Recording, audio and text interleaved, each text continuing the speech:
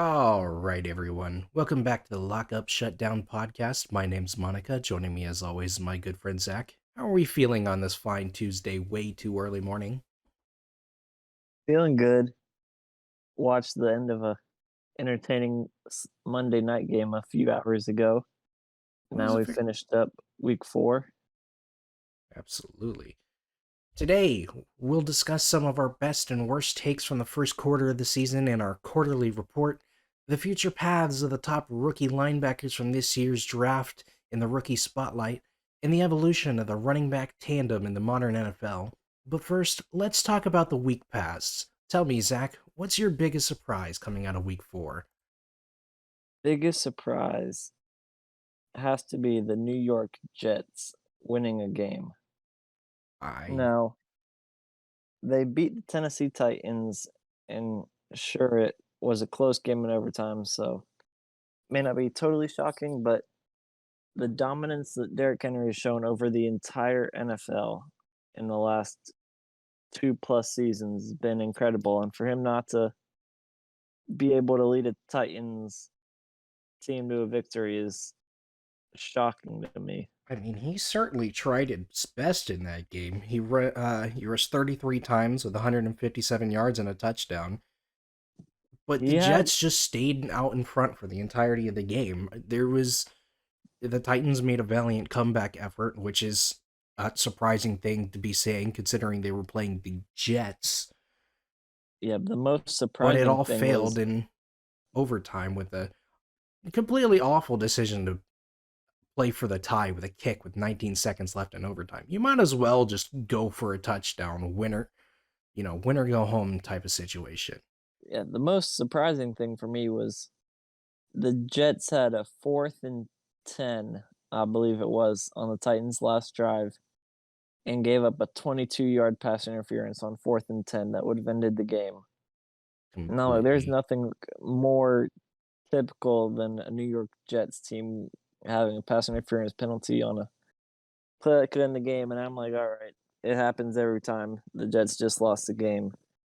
All of a Yep. sudden, we get to overtime, and the Jets hold the Titans scoreless for 10 more minutes. So props to the Jets. They were the better team on Sunday and fly back home to New York with a win.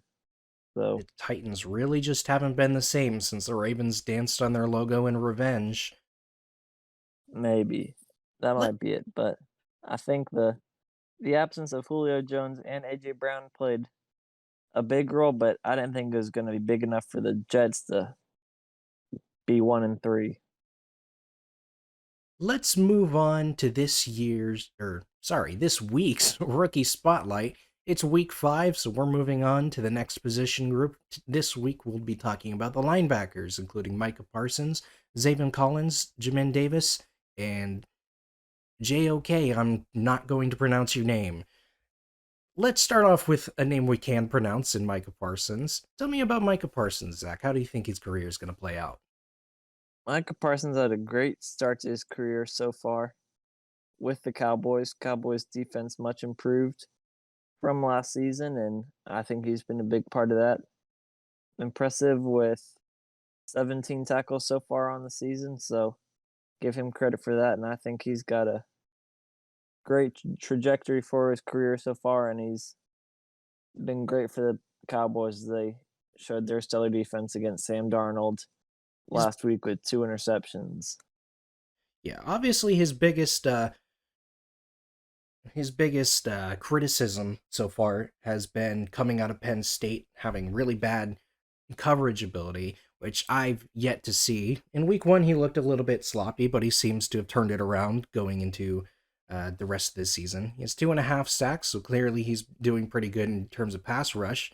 He's a very versatile player, and I think he's going to learn how to cover well, and I think he's going to be a great player for the Cowboys. He fits in great with their system. Micah Parsons, Yep, absolutely a boom. he's been great, and we saw that last week with him playing 97% of the defensive snaps against the Panthers. So I think the Cowboys are bought into him, and he's bought into the Cowboys. So good fit for him.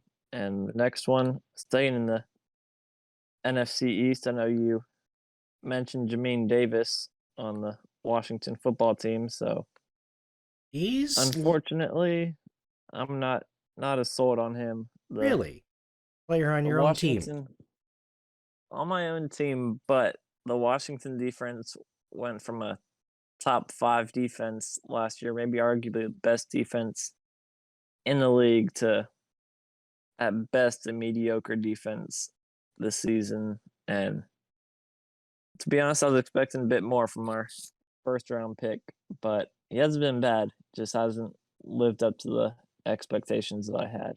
I mean, he's off to a very slow start, and I think the Washington football team is off to a very slow start, as is expected of the Washington football team.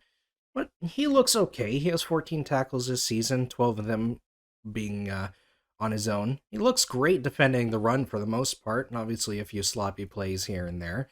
He seems like a pretty good linebacker that fits in well with the Washington scheme, and he might not be the greatest linebacker coming out of this draft, but I think he's going to have a pivotal role for a handful of years as a member of the Washington football team, and I think we'll remember him as a pretty good player.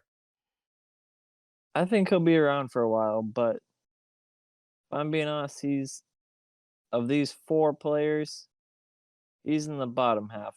I don't know if he'd be last place just yet, but I think JOK and Micah Parsons are both going to have a more impressive career than Jamin Davis. Let's talk a little bit about the Cardinals' 16th pick. Xavier Collins came out of Tulsa.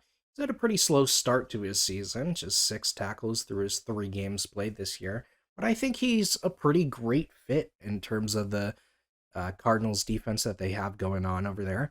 And honestly, I think with more playing time, obviously developing throughout the season, by the end of the year, when they're inevitably in the Super Bowl, uh, quote me on it, please. I think that we'll see Xavier Collins, the pick for the Cardinals, as a pretty pivotal role in turning the Cardinals into the powerhouse that we're going to see out of them this season. Oh yeah, Zayvon Collins has struggled to get on the field much this season, but I think that's largely due to the team that he's on. If he was on the Jacksonville Jaguars per se or the Houston Texans, he'd be on the field almost every snap. But He did he's have a on the game for the Arizona. Cardinals where he was out there for 90% of their snaps, so he's just had a pretty Yeah, slow start so far.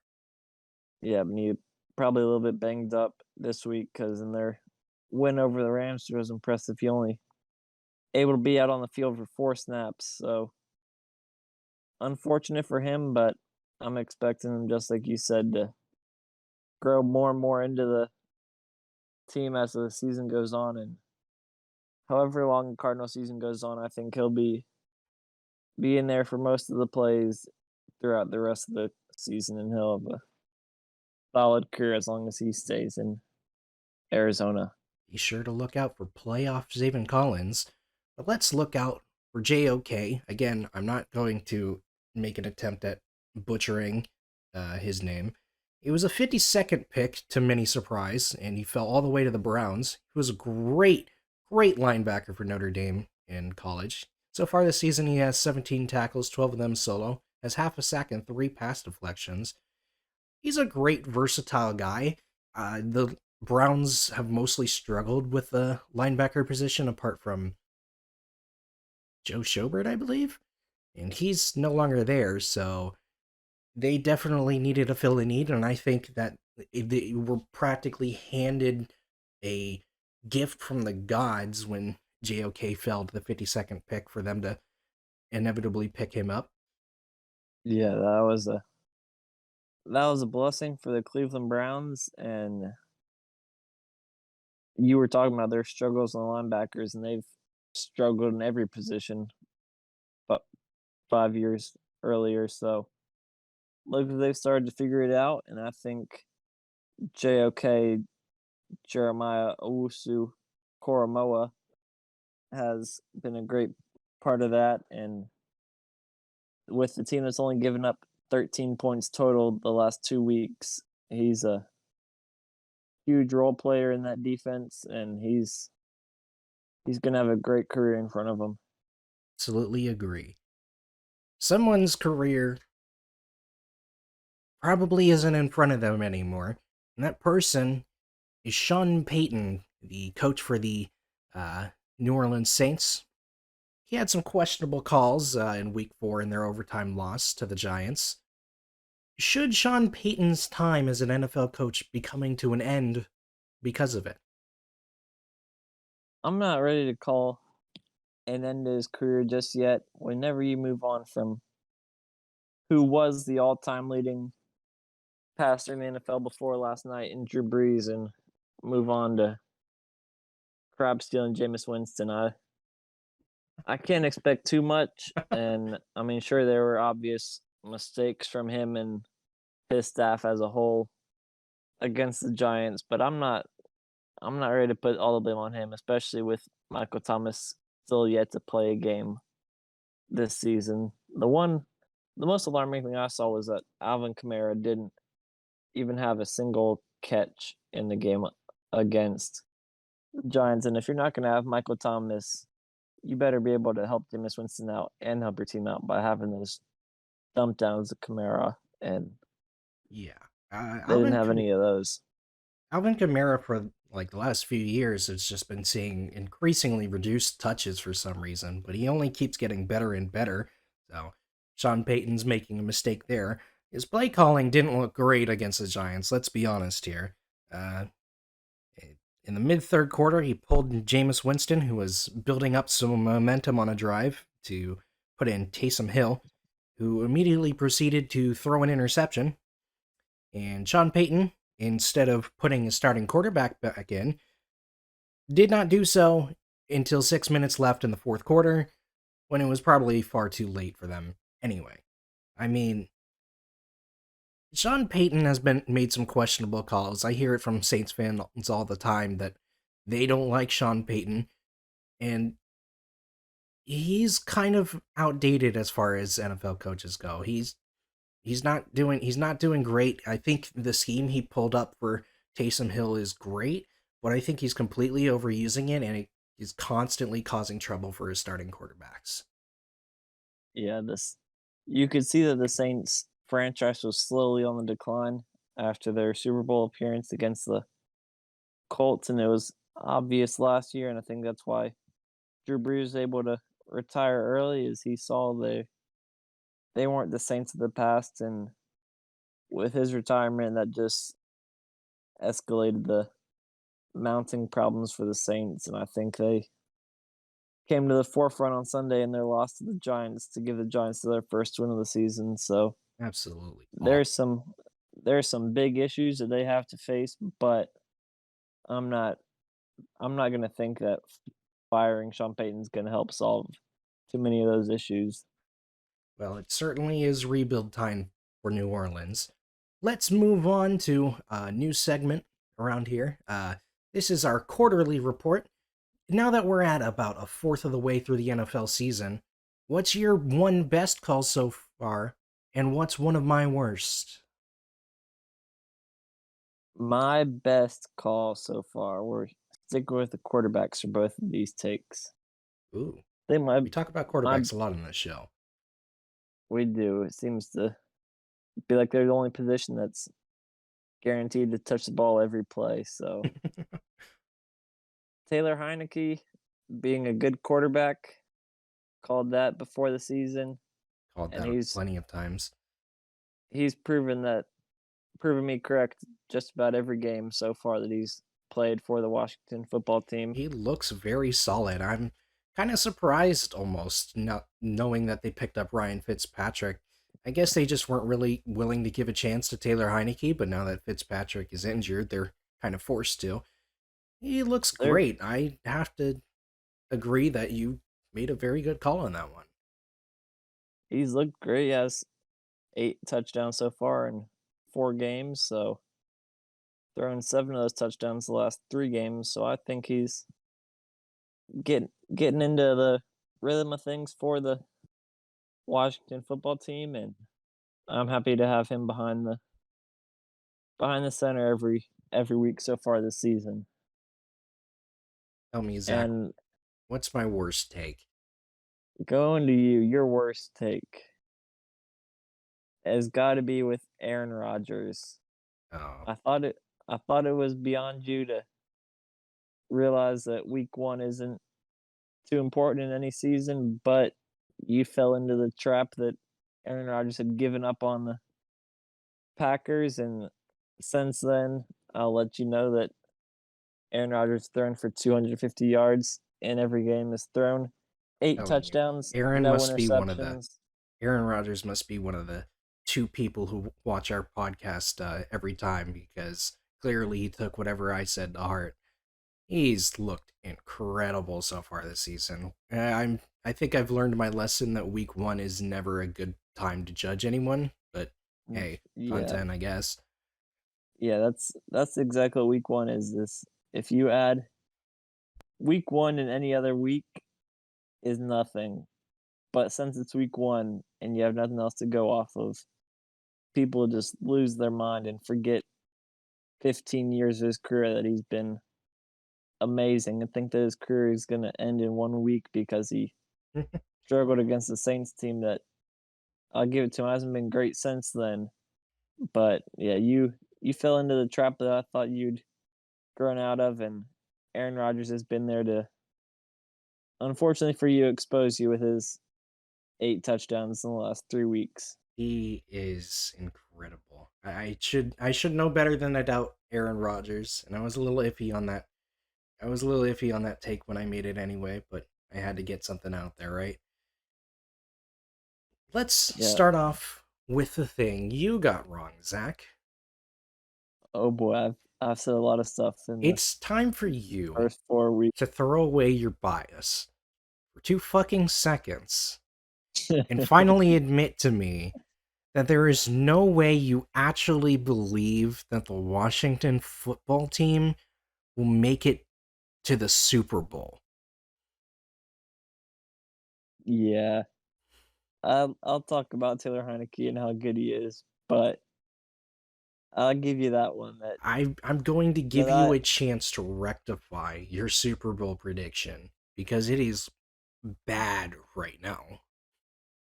yeah, that wasn't a great start for me in week 1, and we talked about the lack of the Washington defense so far and after how good the defense was this previous season, and as much as Taylor Heineke's doing, he hasn't been able to lead them to where I thought they would be, but I'm not gonna give up on them as a playoff team, but I'll give up on them as a Super Bowl team right now.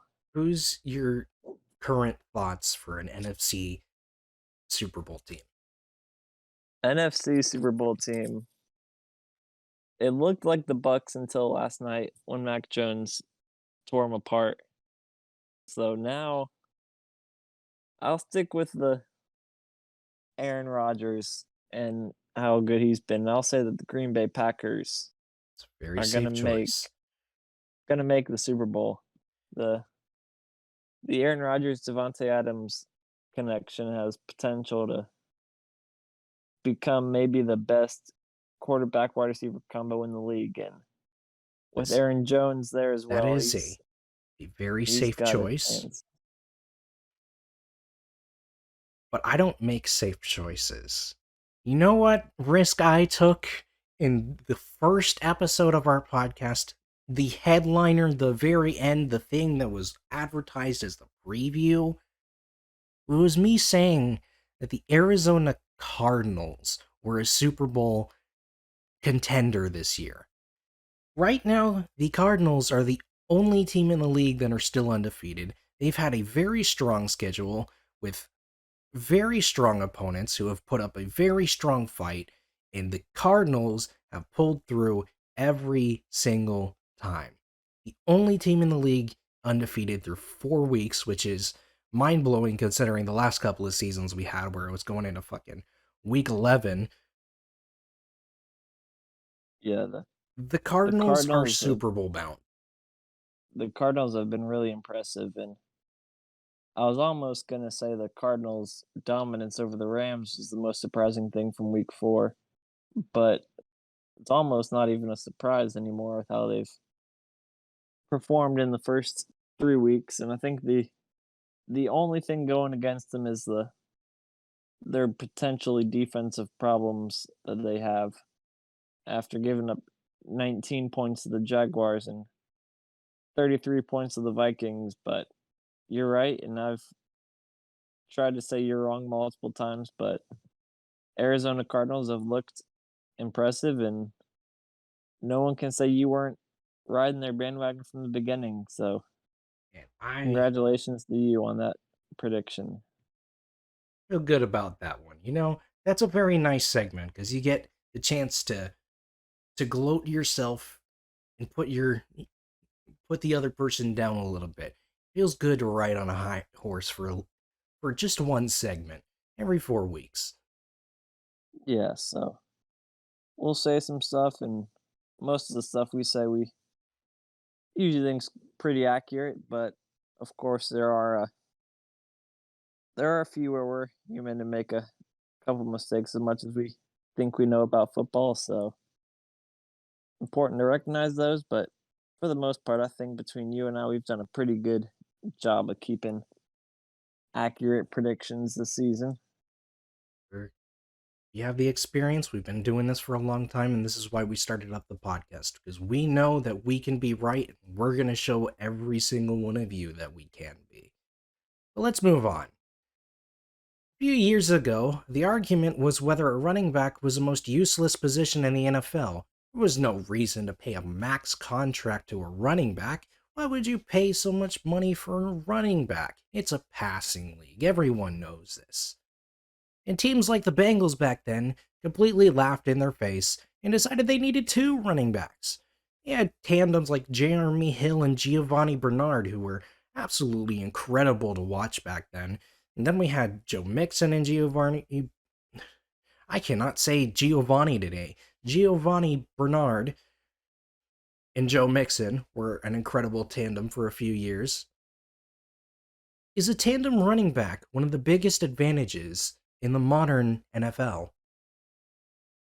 I'm gonna say that it is not a huge advantage for teams in the NFL, Really?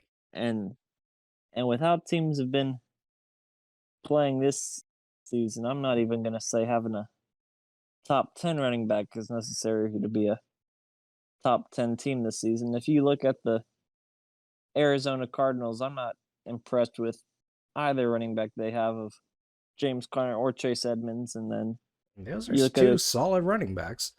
you look at the Kansas City Chiefs and Clyde Edwards-Helaire. I'm not sold on him as a great NFL running back yet either. So, and the Tennessee Titans have one running back and one running back only. So, I'm not sold that a tandem is nice, and sure it helps the Browns a little bit having two, the best tandem in the league, but the Panthers struggle with Christian McCaffrey.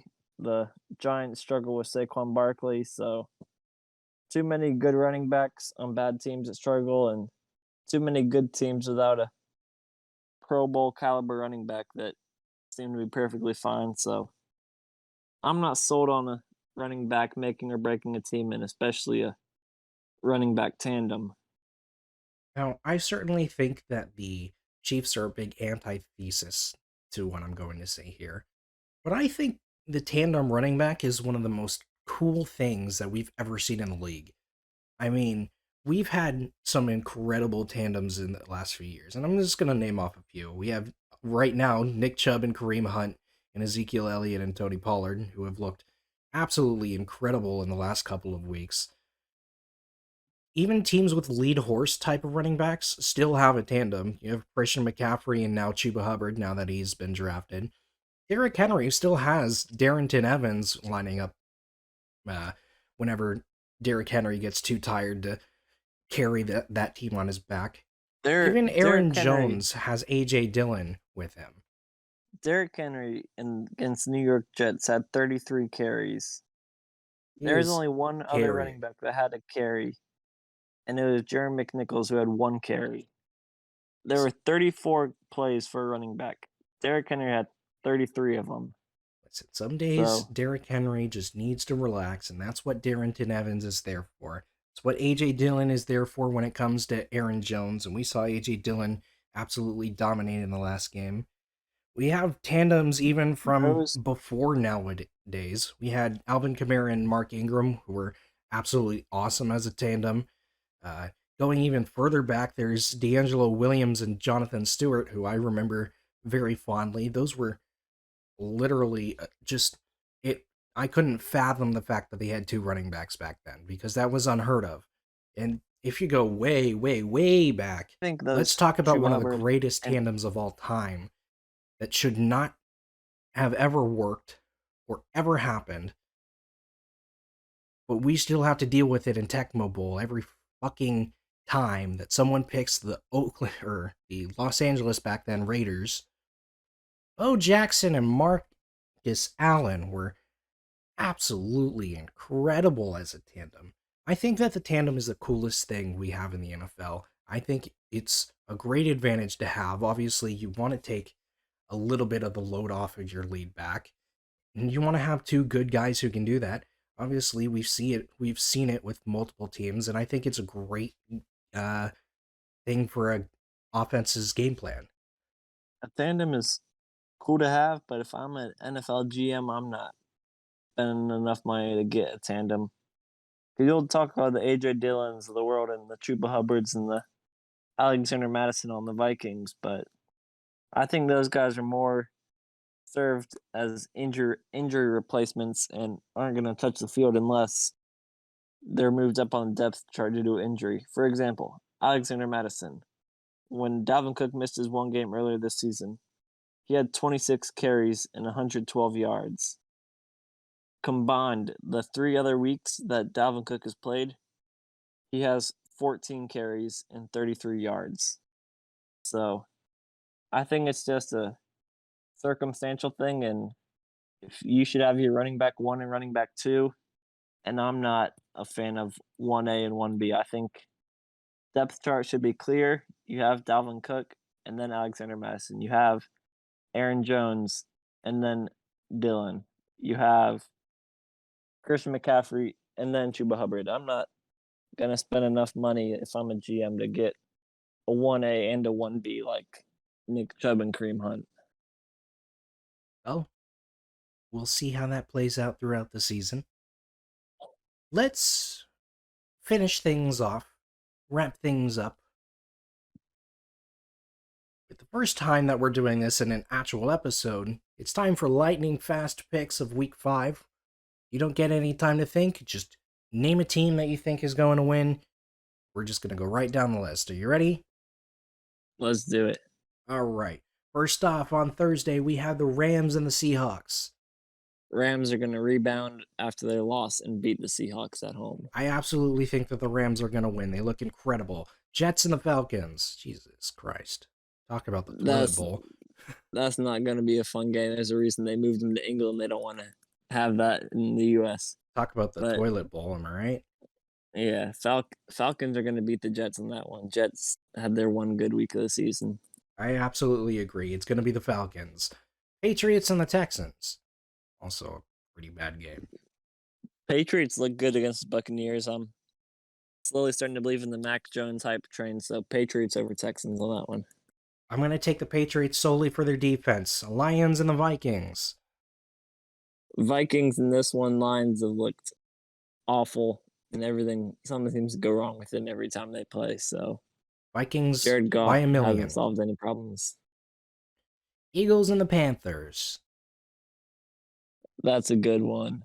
It's a very I'm good going one. to take Carolina Panthers. They looked good against the Dallas Cowboys, except for an 8-minute spurt where I think they gave up 19 points in 8 minutes. But Sam Darnold has revived his career and is going to beat the Eagles this week. I'm going to disagree with you on that one. Jalen Hurts is going to have an absolute bounce back week and completely tear up the Panthers defense. Saints and the Washington football team. I'm going to take the Washington football team. Hopefully the defense that we've talked about can revive themselves against a struggling Saints offense and get the win at home and land over Maryland. I think that Sean Payton's going to rebound and give us some good play calling and start as starting quarterback. I'm going with the Saints and Jameis Winston. Titans and the Jaguars. Titans look bad enough to lose to the Jets, but they didn't look that bad where I think they'll lose 2 in a row to the Jets and Jaguars. So Titans in this one. I'm going to take the Titans. We're going to have an absolute bounce back game from every player on the team, and I think that Derrick Henry is going to go for 200. Dolphins and the Buccaneers. Buccaneers are hard to ever bet against, and the Dolphins look worse and worse. So unless they make one of those trades for Deshaun Watson that's been rumored, I'm thinking the Bucks will beat the Dolphins.